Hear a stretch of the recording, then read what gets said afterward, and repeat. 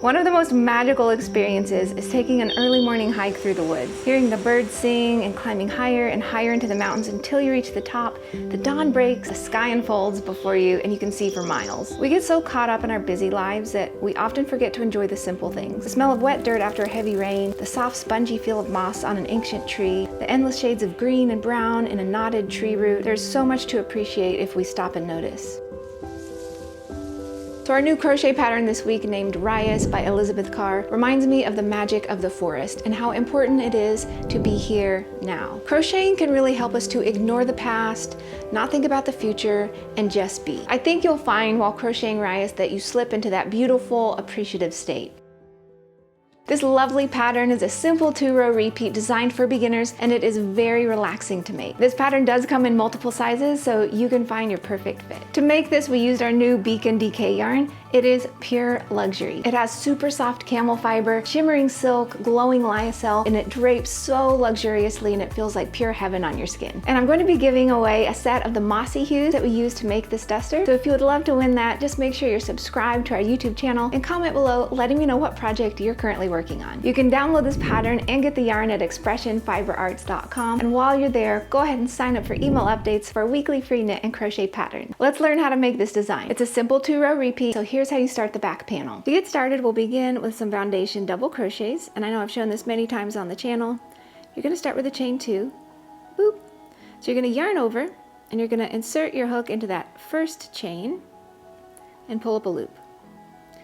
Now you're going to yarn over and pull through to create a chain.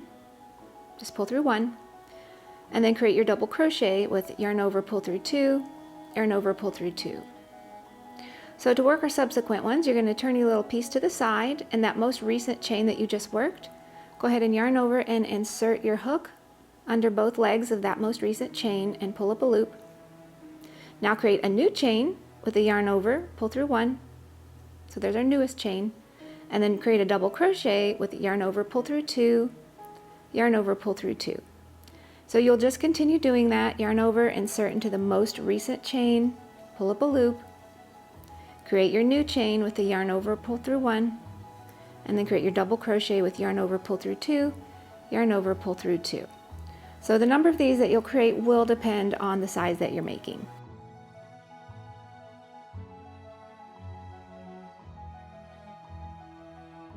Got 1, 2, 3, 4, 5, 6, 7, 8, 11. I need 3 more. So when you've finished, you should have a nice stretchy row of foundation double crochets. For row 1, we're going to turn and we're going to start with a chain 2, and we're going to work 1 double crochet into each of the first 2 stitches. There's 1, jump over to the second stitch, and work another double crochet. Then you're going to skip 2 stitches, and into the next stitch work a V-stitch. A V-stitch in this pattern is double crochet, chain 3, and double crochet into that same stitch. So it looks like a little V. You can see that. Now you're going to repeat across your row, skip 4, 1, 2, 3, 4, and V-stitch into the next stitch. So again, just double crochet, chain 3, and double crochet into that same stitch. And you'll just continue repeating that until you have 4 stitches left. Then you're going to skip 2 and work 1 double crochet into each of the final 2 stitches. 1 and 2. For row 2, we're going to turn and start with a chain 2, and you're going to work 1 double crochet into each of the first 2 stitches. 1 and 2. Now you're going to repeat across your row, 2 double crochets into the next stitch, so right here. 1 and into the same stitch, 2, then chain 1, and you're going to skip this chain 3 from our V-stitch from the previous row, and you're going to work 2 double crochets into the next stitch. There's 1 and 2, and we'll repeat that again, so continue repeating across your row, 2 double crochets into the next stitch, 1 and 2, then you're going to chain 1, and you're going to skip this chain 3 and work 2 double crochets into the next stitch. 1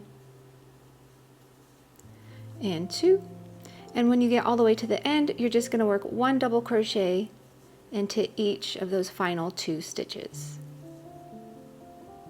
Then you're just going to repeat rows 1 and 2 as mentioned in the pattern, and then here's how you work the final row of that section. Then for the final row of the section, you're going to start with a chain 2, and it's very simple.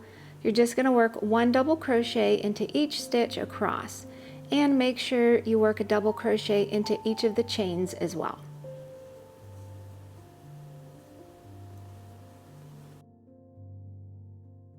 So you can see how nice and easy this pattern is. The front panels are going to be virtually identical to the stitching on this back panel, so nice and easy. So you can see it's very simple. We've got our double crochets here, double crochets here. You'll have a lot more rows, of course, in the center section, but you can see our little V stitches. So it's just a nice, easy repeating pattern. So that's how you work the back panel. The front panels are basically the same thing. So once you've created all of your panels, you're gonna seam them up, and all the details for that are in the pattern for you. So play some soft, meditative music and have a cozy time crocheting this piece. Take care of yourself, know that you are never alone, and you are so needed and so loved. I'll see you next week. Bye!